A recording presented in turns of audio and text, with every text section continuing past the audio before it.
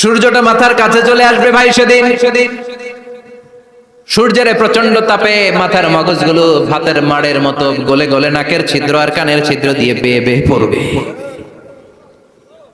জিহ্বাটা তৃষ্ণায় বেরোতে বেরোতে নাভি পর্যন্ত এসে ঝুলে থাকবে কুকুরের মতো। ক্লান্ত শ্রান্ত ঘর্মাক্ত পেরেশান, বাঁচানোর কেউ নাই। মা আয়েশা জিজ্ঞেস করলেন, ইয়া রাসূলুল্লাহ, don't they feel any shy? Nobody belong any garment in their body, no dress in their body. তাদের দেহে কোনো ড্রেস নাই, পোশাক নাই। নবী রে, এতগুলো মানুষ উলঙ্গ, লজ্জা লাগবে না? বিশ্বনবী বললেন, আয়েশা তুমি লজ্জার চিন্তা করো, সেদিন বাবা ছেলেরে দেখে দৌড়ে। সূর্যটা মাথার কাছে চলে আসবে ভাই সেদিন। সূর্যের প্রচন্ড তাপে মাথার মগজগুলো ভাতের মাড়ের মতো গলে গলে নাকের ছিদ্র আর কানের ছিদ্র দিয়ে বেয়ে বেয়ে পড়বে। জিহ্বাটা তৃষ্ণায় বেরোতে বেরোতে নাভি পর্যন্ত এসে ঝুলে থাকবে কুকুরের মতো।